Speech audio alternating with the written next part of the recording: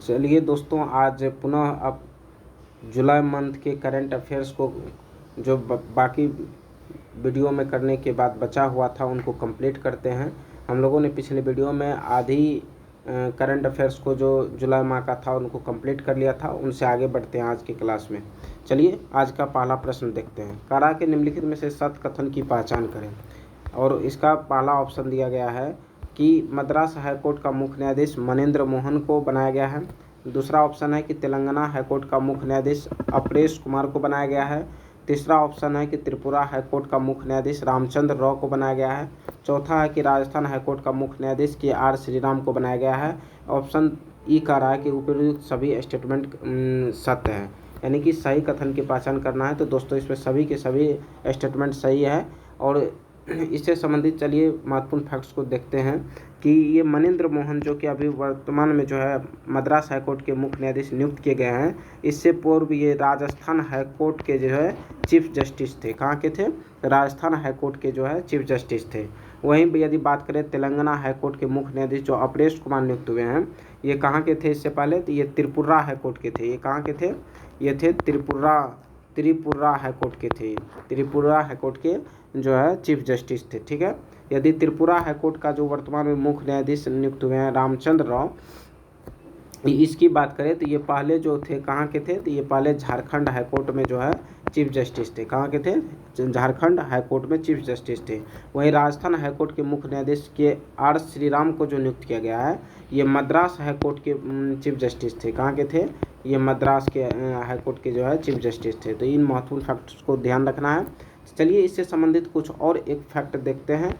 चलिए next slide की तरफ बढ़ते हैं। इससे संबंधित देखिए एक फैक्ट दिया गया है कि गुवाहाटी हाईकोर्ट के चीफ जस्टिस जो बने हैं वो आशुतोष कुमार बने हैं। कौन बने हैं गुवाहाटी हाईकोर्ट के चीफ जस्टिस? आशुतोष कुमार बने हैं। ये क्यों इम्पोर्टेंट हो जाता है? क्योंकि आशुतोष कुमार जो गुवाहाटी हाईकोर्ट के चीफ जस्टिस बने हैं, ये पूर्व में पटना हाईकोर्ट के कार्यवाहक चीफ जस्टिस थे। तो ये चूँकि बिहार से संबंधित व्यक्ति रहे हैं, तो ये क्वेश्चन के रूप में महत्वपूर्ण बन सकता है। ठीक है। चलिए अगले प्रश्न की तरफ बढ़ते हैं।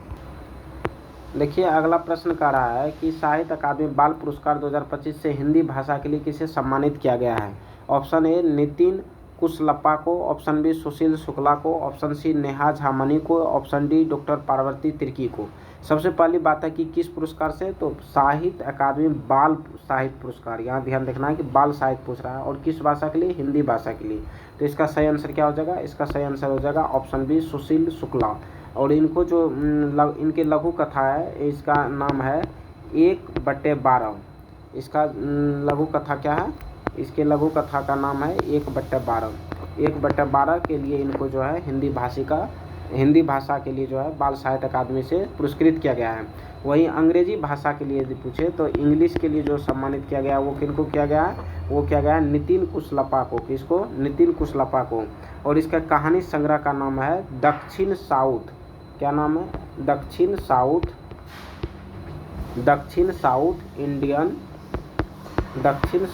इंडियन माइथ्स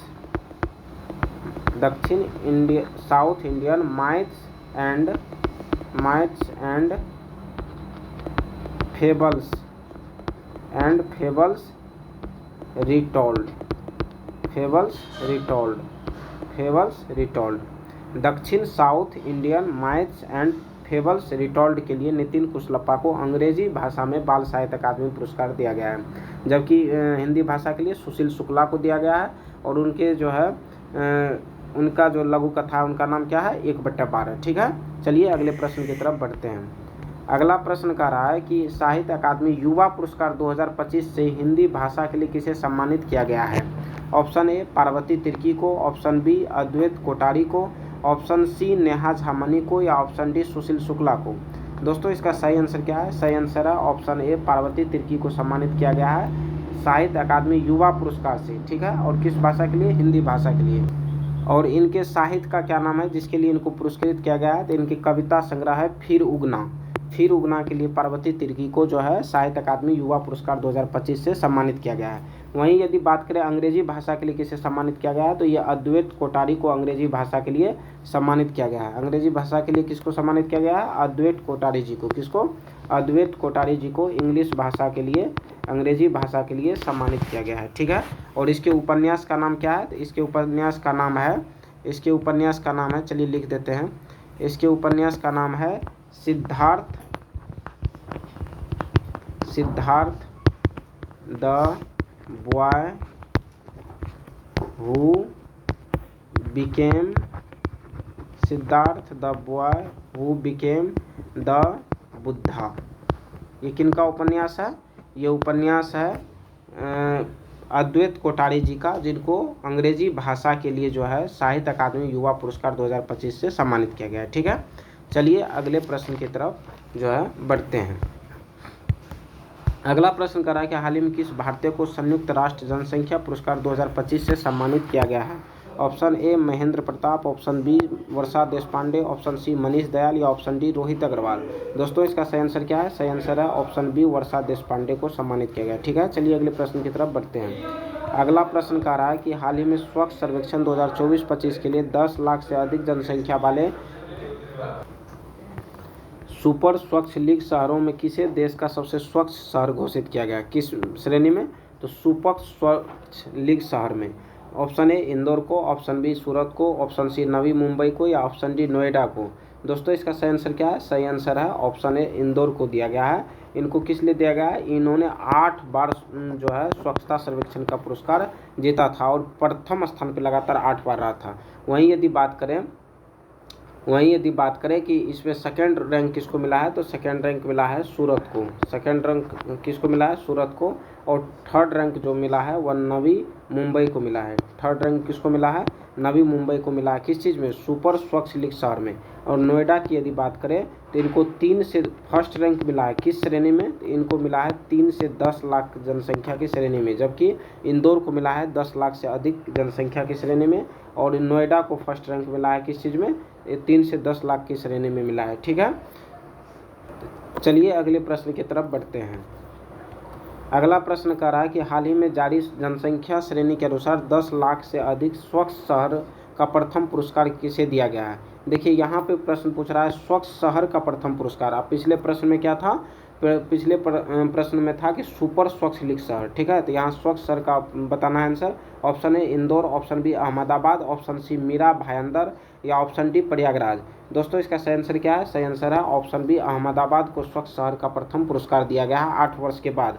8 वर्ष तक, इससे पहले 8 वर्ष तक लगातार इंदौर रहा था, जिसके कारण उसको जो है सुपर स्वच्छ शहर का पुरस्कार दिया गया आपकी बात। ठीक है। और ये पहली बार ही मिला है सुपर स्वच्छ शहर का पुरस्कार। ठीक है। और यदि मीरा भायंदर की बात करें, किसकी? मीरा भायंदर की बात करें तो ये जो है 3 से 10 लाख, कितना? 3 से 10 लाख की जो है जनसंख्या में इनको फर्स्ट रैंक मिला है। इनको मीरा भायंदर को 3 से 10 लाख की जनसंख्या में, जबकि 10 लाख से अधिक की जनसंख्या में जो है अहमदाबाद को मिला है। ठीक है।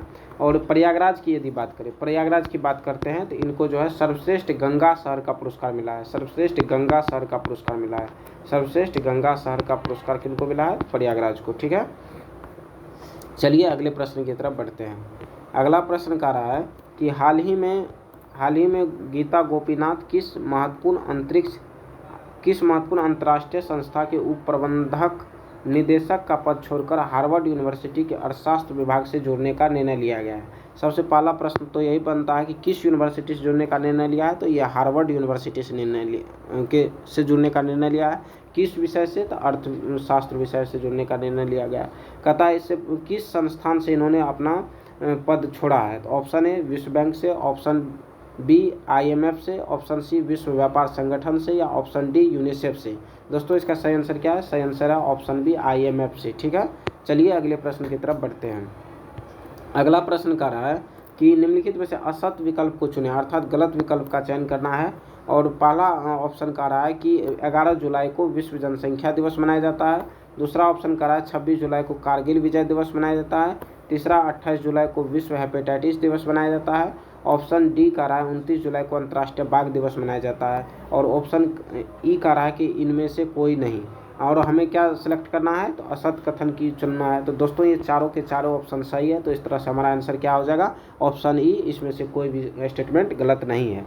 इसके अलावा एक और दिवस की यदि बात करें तो 30 जुलाई को, कब, 30 जुलाई को जो है विश्व मानव तस्करी दिवस मनाया जाता है।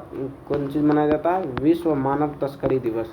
विश्व मानव तस्करी दिवस मनाया जाता है कब, 30 जुलाई को, विश्व मानव तस्करी दिवस। ठीक है, चलिए अगले प्रश्न की तरफ बढ़ते हैं। अगला प्रश्न कहता है निम्नलिखित दिए गए पुस्तक के लेखक से कौन सुमेलित नहीं है, कौन सुमेलित नहीं है उनका चयन करना है। ऑप्शन एक में कह रहा है कि the one, cricket my life and more, Shikhar Dhawan. Option B, it's okay, Utsah Patnaik. Option C, middle class entrepreneur, Digvijay D Thorat. Option D, the warrior, Rafael Nadal and his kingdom of clay, Christopher Clarey. और इसमें से हमें क्या चूज करना है कि गलत कथन का चूज करना है। तो दोस्तों आप यदि फोकस कर रहे होंगे तो देखिए ऑप्शन बी गलत है। क्यों गलत है, क्योंकि इट्स ओके का लेखक जो है यह उत्साह पटनायक नहीं है, बल्कि कौन है, जया किशोरी है। कौन है, इट्स ओके का जो लेखक है वह जया किशोरी है। कौन है, जया किशोरी। जबकि उत्साह पटनायक की बात करें तो इनकी जो बुक है उनका नाम क्या है, एक्सप्लोरिंग द पॉवर्टी क्वेश्चन। क्या है, एक्सप्लोरिंग द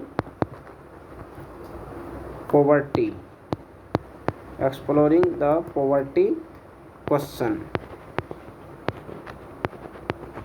ठीक है, तो इन महत्वपूर्ण चीज़ों को याद रखना। चलिए अगले प्रश्न की तरफ बढ़ते हैं।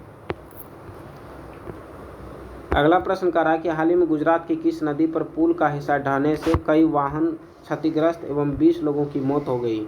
ऑप्शन ए, नर्मदा नदी। ऑप्शन बी, महिसागर नदी। ऑप्शन सी, साबरमती नदी। ऑप्शन डी, माही नदी। दोस्तों इसका सही आंसर क्या है, सही आंसर है महिसागर नदी। ठीक है, चलिए अगले प्रश्न की तरफ बढ़ते हैं।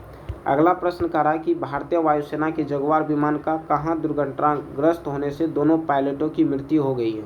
ऑप्शन ए, राजस्थान के चूरू में। ऑप्शन बी, उत्तराखंड में। ऑप्शन सी, सिक्किम में। या ऑप्शन डी, हिमाचल में।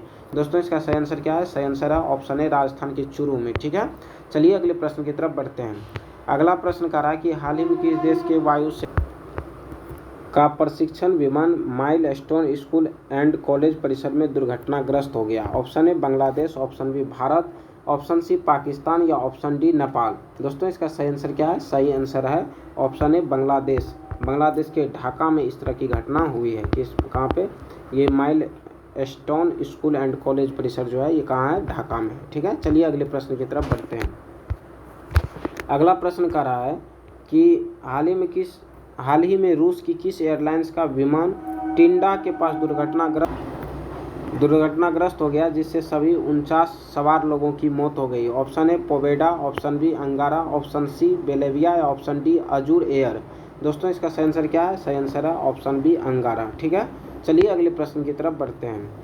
अगला प्रश्न कह रहा है कि राष्ट्रीय जन सहयोग एवं बाल विकास संस्थान का नाम बदलकर क्या कर दिया गया है। ऑप्शन ए, एनी बेसेंट राष्ट्रीय महिला एवं बाल विकास संस्थान। ऑप्शन बी, सरोजनी नायडू राष्ट्रीय महिला एवं बाल विकास संस्थान। ऑप्शन सी, सावित्रीबाई फुले राष्ट्रीय महिला एवं बाल विकास संस्थान। ऑप्शन डी, प्रभावती देवी राष्ट्रीय महिला एवं बाल विकास संस्थान। दोस्तों इसका सही आंसर क्या है, सही आंसर है ऑप्शन सी, सावित्रीबाई फुले राष्ट्रीय महिला एवं बाल विकास संस्थान। चलिए अगले प्रश्न की तरफ बढ़ते हैं। अगला प्रश्न क्या है, अगला प्रश्न है कि बेंगलुरु सिटी यूनिवर्सिटी का नाम बदलकर अब किस पूर्व प्रधानमंत्री के नाम पर रख दिया गया है। Option A, Atal Bihari Vajpayee. Option B, Narasimha Rao. Option C, Indira Gandhi. या option D, doctor Manmohan Singh. दोस्तों इसका सही आंसर क्या है, option D, doctor Manmohan Singh के नाम पर जो है बेंगलुरु सिटी यूनिवर्सिटी का नाम बदलकर रख दिया गया है। ठीक है, चलिए अगले प्रश्न की तरफ बढ़ते हैं। अगला प्रश्न कह रहा है कि हाल ही में भारतीय वायुसेना का युद्धाभ्यास आक्रमण कहाँ आयोजित किया गया। ऑप्शन ए, राजस्थान के जैसलमेर व जोधपुर में। ऑप्शन बी, मुंबई के पुणे में। ऑप्शन सी, राजस्थान के बाड़मेर व जोधपुर में। या ऑप्शन डी, लेह लद्दाख में। दोस्तों इसका सही आंसर क्या है, सही आंसर है ऑप्शन सी, राजस्थान के बाड़मेर व जोधपुर में जो है भारतीय वायुसेना का युद्धाभ्यास आक्रमण आयोजित किया गया है। ठीक है, चलिए अगले प्रश्न की तरफ बढ़ते हैं।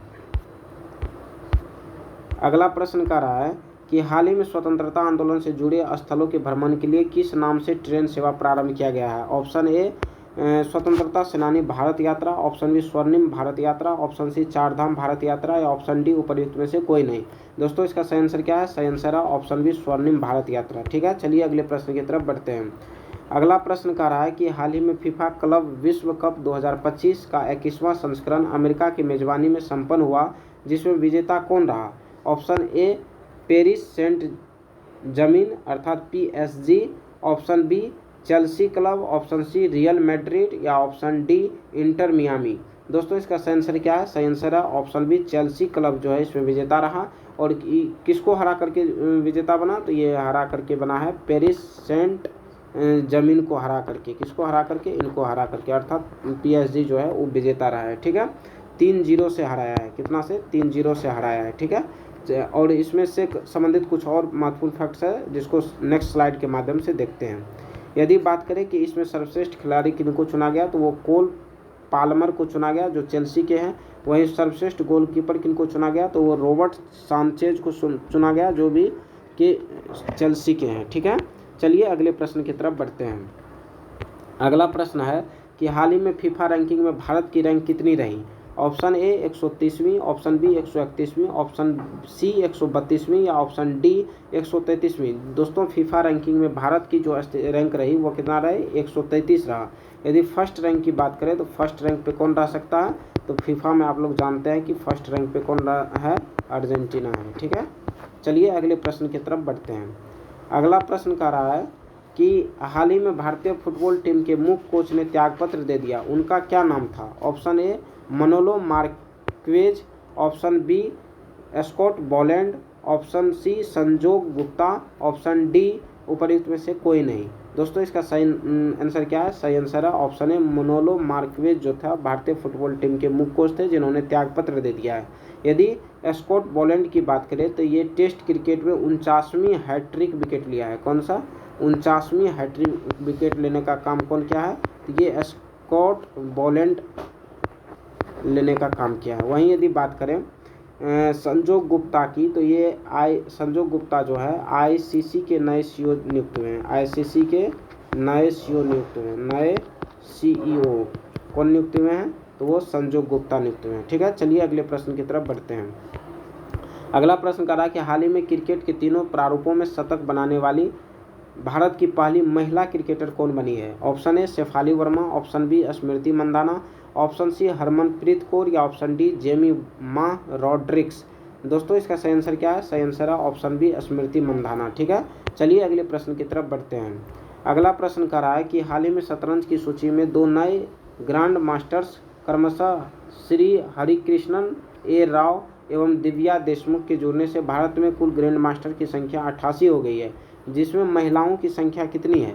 देखिए दोस्तों, सबसे पहले इसमें तो एक जानकारी दी गई है, हाल ही में 2 नए शतरंज मास्टर ग्रैंड मास्टर कौन जुटे हैं? तो उनका नाम है हरिकृष्णन ए राव एवं दिव्या देशमुख। इन दोनों नाम को याद रखना है कि हरिकृष्णन ए राव एवं दिव्या देशमुख है।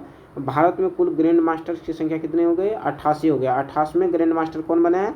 वो दिव्या देशमुख बने हैं। और 87वें कौन बने हैं? हरिकृष्णन ए राव बने हैं। तो ये दोनों को भी याद रखना है। कहता है कि 88 ग्रैंड मास्टर में महिलाओं की संख्या कितनी है? ऑप्शन ए 1 है, ऑप्शन बी 2 है, ऑप्शन सी 3 है, या ऑप्शन डी 4 है। तो दोस्तों 88 जो ग्रैंड मास्टर्स है उनमें 4 महिलाएँ हैं। ठीक है, 87वां ग्रैंड मास्टर कौन है? हरिकृष्णन ए राव है, जबकि 88वां जो है दिव्या देशमुख है। ठीक है, चलिए अगले प्रश्न की तरफ बढ़ते हैं। अगला प्रश्न कह रहा है कि हाल ही में महिलाओं का फीडे विश्व कप जीतने वाली पहली भारतीय कौन बनी है? Option A Divya Deshmukh, option B Koneru Humpy, option C Dronavalli Harika, option D R Vaishali. दोस्तों जो है हाल ही में महिलाओं का फीडे विश्व कप जीतने वाली पहली भारतीय जो बनी है वो दिव्या देशमुख बनी है। ये किनको हराई है? तो ये कोनेरू हम्पी को हरा करके जीती है। किनको हराई है? कोनेरू हम्पी को। ठीक है, हम्पी को। चलिए अगले प्रश्न की तरफ बढ़ते हैं। अगला प्रश्न कह रहा है कि हाल ही में विंबलडन टेनिस 2025 में पुरुष एकल का विजेता कौन बना है? Option A Jannik Sinner Italy के, option B Carlos Alcaraz Spain के, option C Iga Swiatek Poland के, या option D Amanda Anisimova America के। दोस्तों इसका सही आंसर क्या है? Option A Jannik Sinner Italy के जो हैं वो विंबलडन टेनिस 2025 के पुरुष एकल का विजेता बने हैं। यदि वहीं बात करें इन्होंने किनको हराया है, तो ये हराया है कार्लोस अल्कराज को, ठीक है, कार्लोस अल्कराज को हराया है। वहीं यदि बात करें महिला एकल का विजेता कौन बना है, तो इगा स्विस्टिक महिला एकल का विजेता बना है। किसका? महिला एकल का विजेता बना है इगा स्विस्टिक। और इन्होंने किनको हराया है, तो ये हराया है अमांडा अनिसिमोवा को। किसको हरा करके? अमांडा अनिसिमोवा को हरा करके ये महिला एकल की विजेता बनी है। कौन? इगा स्विस्टिक। और पुरुष में यानिक सिनर, ठीक है। चलिए अगले प्रश्न की तरफ बढ़ते हैं। अगला प्रश्न कह रहा कि खेलो इंडिया यूनिवर्सिटी गेम्स नवंबर 2025 में कहाँ प्रारंभ होगा? Option A Kolkata, option B नई Delhi, option C Jaipur, option D Mumbai. हमें क्या पूछा जा रहा है? खेलो इंडिया यूनिवर्सिटी गेम के बारे में पूछा जा रहा है और 2025 के स्थिति में। तो ये कहाँ आयोजित होगा? तो ये आयोजित होगा जो है कहाँ? जयपुर में आयोजित होगा। कहाँ होगा? जयपुर में आयोजित होगा, ठीक है। चलिए अगले प्रश्न की तरफ बढ़ते हैं। अगला प्रश्न कह रहा है कि हाल ही में किसने भारत की पहली जनजातीय जीनोम परियोजना शुरू की है? जनजातीय जीनोम परियोजना किसने शुरू किया? ऑप्शन ए राजस्थान ने, ऑप्शन बी गुजरात ने, ऑप्शन सी महाराष्ट्र ने, ऑप्शन डी मध्य प्रदेश ने। दोस्तों इसका सही आंसर क्या है? सही आंसर है ऑप्शन बी, गुजरात ने हाल ही में भारत की पहली जनजातीय जीनोम परियोजना की शुरुआत की है, ठीक है। चलिए अगले प्रश्न की तरफ बढ़ते हैं। अगला प्रश्न कह रहा है कि हाल ही में किसने अपने पहले त्वचा बैंक की शुरुआत की है? Option A Karnataka, option B Maharashtra, option C Kerala, option D New Delhi. दोस्तों इसका सही आंसर क्या है? सही आंसर है ऑप्शन सी, केरल का जो है तिरुवनंतपुरम मेडिकल कॉलेज। कौन सा? तिरुवनंतपुरम, तिरुवनंतपुरम, केरल का तिरुवनंतपुरम मेडिकल कॉलेज जो है, मेडिकल कॉलेज में जो है अपने पहले त्वचा बैंक की शुरुआत किया गया है, ठीक है। चलिए अगले प्रश्न की तरफ बढ़ते हैं। अगला प्रश्न कह रहा है कि हाल ही में कब विश्व प्लास्टिक सर्जरी दिवस मनाया गया? ऑप्शन ए 15 जून, ऑप्शन बी 15 जुलाई, ऑप्शन सी 25 जून, ऑप्शन डी 25 जुलाई। दोस्तों इसका सही आंसर क्या है? सही आंसर है ऑप्शन बी 15 जुलाई को हाल ही में विश्व प्लास्टिक सर्जरी दिवस मनाया गया है, ठीक है। चलिए अगले प्रश्न की तरफ बढ़ते हैं। अगला प्रश्न कह रहा है कि भारत में कहाँ के आरबीसी केंद्र में अपना पहला अंतर्राष्ट्रीय स्तर पर मान्यता प्राप्त अश्वरोग मुक्त कंपार्टमेंट अर्थात EDFC स्थापित किया गया है, जिसे विश्व पशु स्वास्थ्य संगठन ने आधिकारिक मान्यता प्रदान की है? Option A Lucknow, option B नई दिल्ली, ऑप्शन सी मेरठ या ऑप्शन डी नोएडा। दोस्तों इसका सही आंसर क्या है? सही आंसर है ऑप्शन सी मेरठ में स्थापित किया गया है, ठीक है। चलिए अगले प्रश्न की तरफ बढ़ते हैं। अगला प्रश्न है कि नवीन एवं नवीकरणीय ऊर्जा मंत्रालय की एक प्रेस विज्ञप्ति के अनुसार 30 जून 2025 तक भारत की कुल ऊर्जा स्थापित क्षमता कितनी है? Option A 385 gigawatt, option B 485 gigawatt, option C 395 gigawatt या ऑप्शन डी 505 गीगावाट। दोस्तों इसका सही आंसर क्या है? सही आंसर है ऑप्शन बी 485 गीगावाट है, ठीक है। चलिए इससे संबंधित महत्वपूर्ण फैक्ट्स को नेक्स्ट स्लाइड के माध्यम से देखते हैं। यदि इससे बात करें कि नवीकरणीय ऊर्जा स्रोत का कितना क्षमता है, 243 गीगावाट है, और नवीकरणीय ऊर्जा स्रोत का कितना है, 242 गीगावाट है। वही भारत की हरित विद्युत क्षमता ताप विद्युत क्षमता से अधिक है। हरित विद्युत क्षमता क्या है? ताप विद्युत क्षमता से अधिक है, ठीक है। चलिए अगले प्रश्न की तरफ बढ़ते हैं। अगला प्रश्न कह रहा है कि हाल ही में एक QR कोड आधारित प्रणाली डिजिटल दस्तावेज भारत की बैटरी पासपोर्ट प्रणाली प्रारंभ की गई है, जो किस प्रकार के वाहनों में उपयोग होगा? ऑप्शन ए 2 व्हीलर में, ऑप्शन बी 3 व्हीलर में या ऑप्शन सी 4 व्हीलर या ऑप्शन डी सभी प्रकार के वाहनों में। तो दोस्तों इसका सही आंसर क्या है? सभी प्रकार के वाहनों में ये उपयोग होगा, ठीक है। चलिए नेक्स्ट प्रश्न की तरफ बढ़ते हैं। अगला प्रश्न कह रहा है कि हाल ही में डॉक्टर जितेंद्र सिंह द्वारा राष्ट्रीय बायो बैंक और भारत के अपने पहले अनुदेर्त जनसंख्या डेटा अध्ययन का उद्घाटन कहाँ किया गया है? ऑप्शन ए CSIR IGIB में, ऑप्शन बी CSIR RGBR में, ऑप्शन सी ISAR ENT में या ऑप्शन डी उपरोक्त में से कोई नहीं। दोस्तों इसका सही आंसर क्या है? सही आंसर है ऑप्शन ए CSIR IGIB में इसका उद्घाटन किया गया है। यदि IGIB का फुल फॉर्म बोले तो इसका फुल फॉर्म क्या होता है? इसका फुल फॉर्म होता है इंस्टीट्यूट ऑफ जेनोमिक, लिख दे रहा हूँ, institute of genomic, institute of genomic and integrative biology क्या होता है?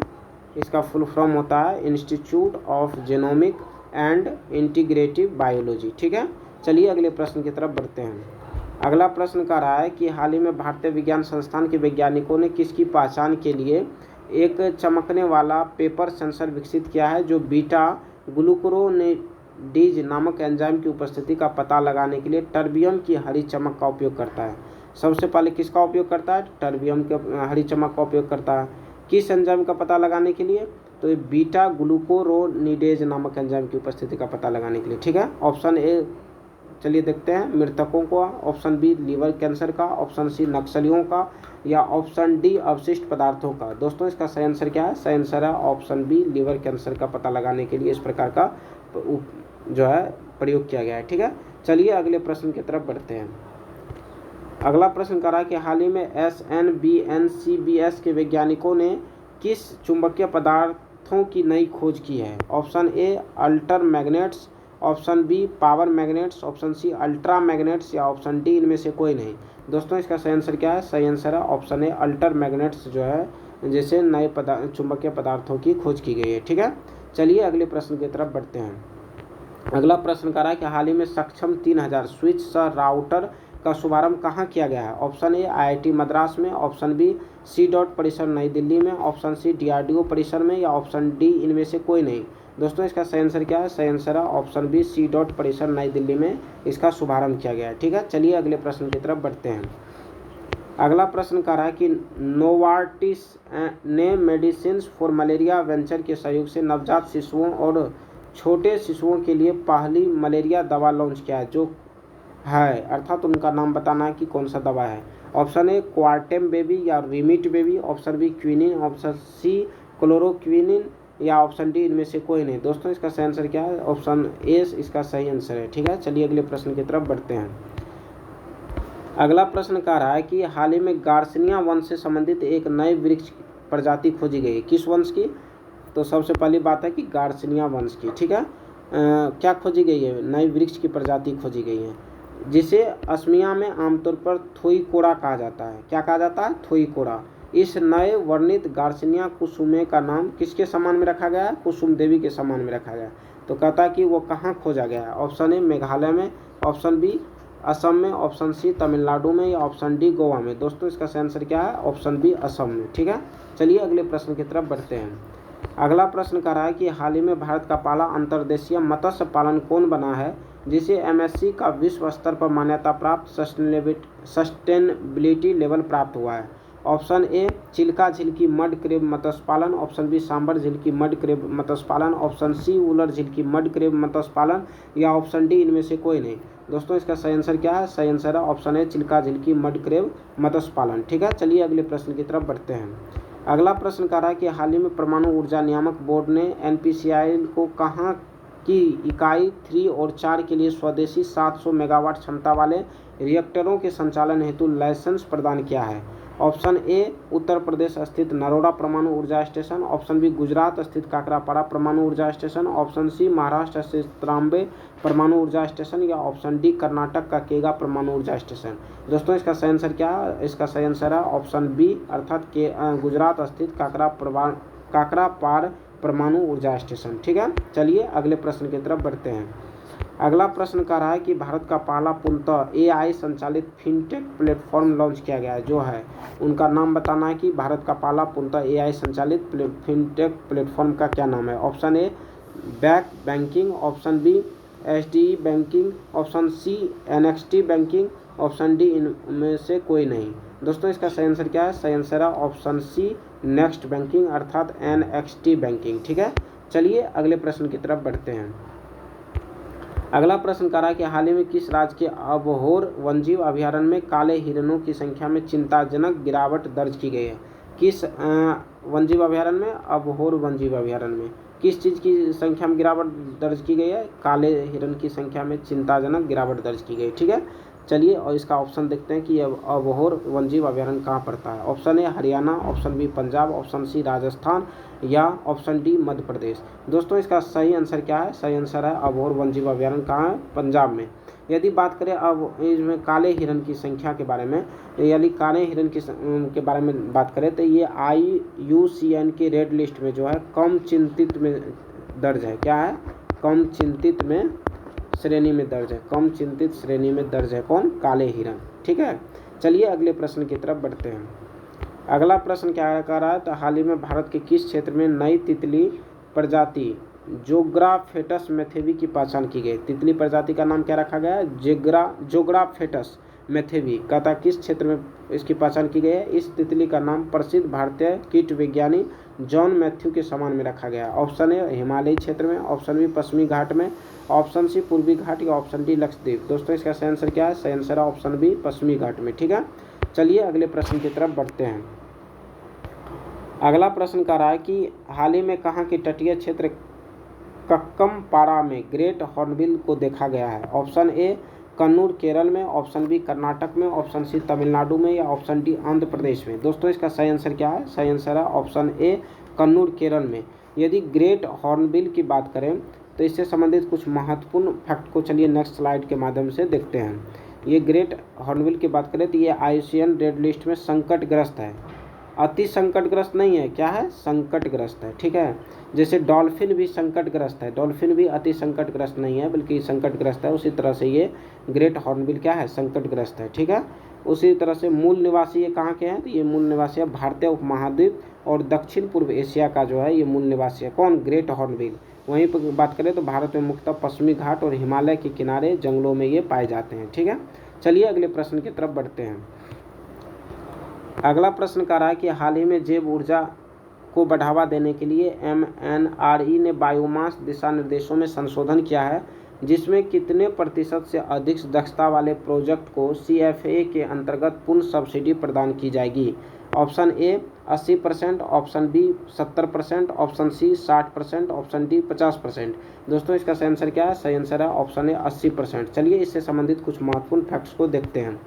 यदि इससे बात करें तो यह जो है पूर्व की 2 वर्षीय अनुबंध अनिवार्यता इसमें हटा करके समान विक्रय समझौते की अनुमति दी गई है। ठीक है, यह संशोधन उद्यमों को बाजार मांग के अनुसार तेजी से समायोजित होने में मदद करेगा। और ये जो महत्वपूर्ण फैक्ट्स है यहाँ से देखना है, ये इस पर ज़्यादा फोकस करना है। क्या करना है कि 80% के बराबर या उससे अधिक दक्षता वाले प्रोजेक्ट को CFA के अंतर्गत पूर्ण सब्सिडी प्रदान की जाएगी। वहीं 80% से कम दक्षता वाले प्रोजेक्ट को प्रो राटा आधार पर सब्सिडी दी जाएगी। और निरीक्षण अब कमीशनिंग या इन प्रिंसिपल अप्रूवल के 18 महीने के भीतर किया जा सकेगा। संचालन की शर्त को 3 दिन या 16 घंटे पर डे से घटाकर 1 दिन अर्थात 10 घंटे की लगातार अवधि कर दिया गया है। दिल्ली, पंजाब, हरियाणा, NCR, राजस्थान व उत्तर प्रदेश के उत्पादक MNRE या CPCB योजना में से चयन कर सकते हैं। ठीक है, चलिए अगले प्रश्न की तरफ बढ़ते हैं। अगला प्रश्न कह रहा है कि 19 जुलाई 2025 को संपन्न युवा आध्यात्मिक शिखर सम्मेलन 2025 का विषय रखा गया है। ऑप्शन ए विकसित भारत के लिए नशा मुक्त युवा, ऑप्शन बी AI और डिजिटल कौशल के माध्यम से युवा सशक्तिकरण, ऑप्शन सी विकसित युवा भारत @2047 या ऑप्शन डी इनमें से कोई नहीं। दोस्तों इसका सही आंसर क्या है? सही आंसर है ऑप्शन ए विकसित भारत के लिए नशा मुक्त युवा, इनका जो है विषय रखा गया अर्थात थीम रखा गया है। ठीक है, चलिए अगले प्रश्न की तरफ बढ़ते हैं। अगला प्रश्न कह रहा है कि हाल ही में कहाँ पर प्रधानमंत्री नरेंद्र मोदी ने भारत की सबसे शक्तिशाली हाई परफॉर्मेंस कंप्यूटिंग HPC प्रणालियों अर्का और अरुणिका को चालू किया है? सबसे पहले इन दोनों का नाम याद रखना है, उनका नाम क्या है? अर्का और अरुणिका को चालू किया है। ऑप्शन ए क्रमशः बेंगलुरु और पुणे में, ऑप्शन बी क्रमशः पुणे और नोएडा में, ऑप्शन सी क्रमशः पुणे और नई दिल्ली में, ऑप्शन डी क्रमशः नोएडा और रायपुर में। दोस्तों इसका सही आंसर क्या है? ऑप्शन बी अर्थात क्रमशः जो है पुणे और नोएडा में। अर्थात यहाँ क्रमशः का मतलब हो गया अर्का को कहाँ विकसित किया गया है, चालू किया गया है? अर्का को पुणे में चालू किया गया है और अरुणिका को यदि बात करें तो ये नोएडा में चालू किया गया है। ठीक है, चलिए अगले प्रश्न की तरफ बढ़ते हैं। अगला प्रश्न कह रहा है कि सेवानिवृत्त वैज्ञानिकों की विशेषज्ञता का लाभ उठाने के लिए अनुसंधान राष्ट्रीय अनुसंधान फाउंडेशन ने किस योजना की घोषणा की है? ऑप्शन ए प्रधानमंत्री वैज्ञानिक सहायता पहल, ऑप्शन बी वैज्ञानिकता विशेष पहल, ऑप्शन सी प्रधानमंत्री प्रोफेसरशिप या ऑप्शन डी इनमें से कोई नहीं। दोस्तों इसका सही आंसर क्या है? सही आंसर है ऑप्शन सी प्रधानमंत्री प्रोफेसरशिप जैसे योजना की शुरुआत की गई है। ठीक है, चलिए अगले प्रश्न की तरफ बढ़ते हैं। अगला प्रश्न कह रहा है कि किस राज्य सरकार ने वंशानुगत बीमारियों से निपटने के लिए भारत की पहली जनजातीय जीनोम परियोजना की शुरुआत की है? Option A Maharashtra, option B Gujarat, option C Uttarakhand या ऑप्शन डी हिमाचल प्रदेश। दोस्तों इसका सही आंसर क्या है? सही आंसर है ऑप्शन बी गुजरात सरकार द्वारा इस प्रकार की पहल की गई है कि वंशानुगत बीमारियों से निपटने के लिए पहली जनजातीय जीनोम परियोजना शुरुआत किया गया है। ठीक है, चलिए अगले प्रश्न की तरफ बढ़ते हैं। अगला प्रश्न कह रहा है कि खगोलीय पर्यटन को बढ़ावा देने के लिए 27 से 28 जून 2025 में कहाँ पहली बार एस्ट्रो टूरिज्म फेस्टिवल का आयोजन किया गया है? ऑप्शन ए मणिपुर में, ऑप्शन बी गुजरात में, ऑप्शन सी जम्मू कश्मीर में या ऑप्शन डी लद्दाख में। दोस्तों इसका सही आंसर क्या है? सही आंसर है ऑप्शन डी लद्दाख में जो है पहली बार एस्ट्रो टूरिज्म फेस्टिवल का आयोजन किया गया है। ठीक है, चलिए अगले प्रश्न की तरफ बढ़ते हैं। अगला प्रश्न करा कि डीआरडीओ ने किसके साथ मिलकर भारत का पहला स्वदेशी carbon fibre foot prosthesis launch किया है? ऑप्शन ए एम्स नई दिल्ली, ऑप्शन बी एम्स बीबी नगर, ऑप्शन सी एम्स लखनऊ या ऑप्शन डी एम्स पटना। दोस्तों इसका सही आंसर क्या है? सही आंसर है ऑप्शन बी एम्स बीबी नगर में इस प्रकार का प्रयास किया गया है। ठीक है, चलिए अगले प्रश्न की तरफ बढ़ते हैं। अगला प्रश्न कह रहा है कि हाल ही में विश्व युवा कौशल दिवस 2025 कब मनाया गया, जिसका विषय आई और डिजिटल कौशल के माध्यम से युवा सशक्तिकरण था? ऑप्शन ए 15 जुलाई, ऑप्शन बी 19 जुलाई, ऑप्शन सी 15 जून या ऑप्शन डी 25 जुलाई। दोस्तों इसका सही आंसर क्या है? इसका सही आंसर है ऑप्शन ए 15 जुलाई को जो है विश्व युवा कौशल दिवस मनाया गया, जिसका थीम क्या था? आई और डिजिटल कौशल के माध्यम से युवा सशक्तिकरण था। ठीक है, चलिए अगले प्रश्न की तरफ बढ़ते हैं। अगला प्रश्न है कि हाल ही में संयुक्त राष्ट्र महासभा ने किस दिन को अंतर्राष्ट्रीय चंद्र दिवस के रूप में मनाए जाने की घोषणा की है? किसने किया है? संयुक्त राष्ट्र महासभा ने। ऑप्शन ए जो है 12 जुलाई, ऑप्शन बी 20 अगस्त, ऑप्शन सी 20 जुलाई या ऑप्शन डी 15 जून। दोस्तों इसका सही आंसर क्या है? सही आंसर है ऑप्शन सी 20 जुलाई। ठीक है, चलिए अगले प्रश्न की तरफ बढ़ते हैं। अगला प्रश्न कह रहा है कि हाल ही में यूलिया स्वीरिडेंको को किस देश की प्रधानमंत्री बनाया गया है? ऑप्शन ए फ्रांस का, ऑप्शन बी यूक्रेन का, ऑप्शन सी थाईलैंड का या ऑप्शन डी मालदीव का। दोस्तों इसका सही आंसर क्या है? ऑप्शन बी यूक्रेन का जो है हाल ही में प्रधानमंत्री किन्हें बनाया गया है? यूलिया स्वीरिडेंको को। ठीक है, चलिए अगले प्रश्न की तरफ बढ़ते हैं। अगला प्रश्न है कि अमेजन क्षेत्र का वह पहला देश जिसे विश्व स्वास्थ्य संगठन ने मलेरिया मुक्त प्रमाणन प्रदान किया है? Option A Venezuela, option B Guyana, option C Suriname या ऑप्शन डी इक्वाडोर। दोस्तों इसका सही आंसर क्या है? सही आंसर है ऑप्शन सी सूरीनाम को जो है WHO द्वारा मलेरिया मुक्त प्रमाण पत्र प्रदान किया गया है। ठीक है, चलिए अगले प्रश्न की तरफ बढ़ते हैं। अगला प्रश्न कह रहा है कि हाल ही में किस देश में संपन्न क्वाड देशों ने खनिज आपूर्ति श्रृंखला को सुरक्षित करने के लिए क्वाड क्रिटिकल मिनरल इनिशिएटिव पहल की शुरुआत की है? ऑप्शन ए ऑस्ट्रेलिया में, option B Bharat, option C Japan या ऑप्शन डी अमेरिका। दोस्तों इसका सही आंसर क्या है? ऑप्शन डी अमेरिका इसका सही आंसर है। ठीक है, चलिए अगले प्रश्न की तरफ बढ़ते हैं। अगला प्रश्न कह रहा है कि किस देश ने अमेरिका को 2-1 से हरा करके रिकॉर्ड 10वां गोल्ड कप खिताब जीता है? Option A Canada, option B Mexico, option C Panama या ऑप्शन डी सऊदी अरब। दोस्तों इसका सही आंसर क्या है? सही आंसर है ऑप्शन बी मैक्सिको। ठीक है, चलिए अगले प्रश्न की तरफ बढ़ते हैं। अगला प्रश्न कह रहा है कि हाल ही में कौन सा देश अंतर्राष्ट्रीय आपराधिक न्यायालय की स्थापना करने वाली रोम संविधि का 125वां पक्षकार राष्ट्र बन गया है? Option A Philippines, option B चीन, ऑप्शन सी नीदरलैंड या ऑप्शन डी यूक्रेन। दोस्तों इसका सही आंसर क्या है? ऑप्शन डी यूक्रेन है। ठीक है, चलिए अगले प्रश्न की तरफ बढ़ते हैं। अगला प्रश्न कह रहा है कि हाल ही में किस देश ने न्यू कैलेडोनिया को अधिक स्वायत्तता देने के लिए एक समझौता की घोषणा की है? ऑप्शन ए कह रहा है कि France, option B Germany, option C Italy या ऑप्शन डी स्पेन। दोस्तों इसका सही आंसर क्या है? सही आंसर है ऑप्शन ए फ्रांस। ठीक है, चलिए नेक्स्ट प्रश्न की तरफ बढ़ते हैं और आज के इस सेशन का अंतिम प्रश्न है। ठीक है, तो चलिए देखते हैं। यूरोपीय अंतरिक्ष एजेंसी ESA और यूनाइटेड किंगडम की फ्रेजर नेस ने किस परियोजना की शुरुआत की है जिसका उद्देश्य हाइपरसोनिक तकनीकों का विकास करना है? Option A Invictus, option B light ship, option B Hydrone परियोजना, ऑप्शन डी मूनलाइट इनिशिएटिव। दोस्तों इसका सही आंसर क्या है? सही आंसर है ऑप्शन ए इनविकट्स। ठीक है, तो इस तरह से हमने जुलाई मंथ का जो है संपूर्ण करंट अफेयर्स को इन 2 एपिसोडों के माध्यम से कंप्लीट किया, और इस तरह से हमने नवंबर से जुलाई तक का सारे के सारे जितने भी करंट अफेयर्स के बन सकते थे क्वेश्चन, उनको कंप्लीट कराने का कोशिश किया। चलिए, आप सभी को बहुत बहुत शुभकामनाएं एग्ज़ाम की। तो फिर मिलेंगे एग्ज़ाम के बाद, ठीक है। बहुत बहुत धन्यवाद।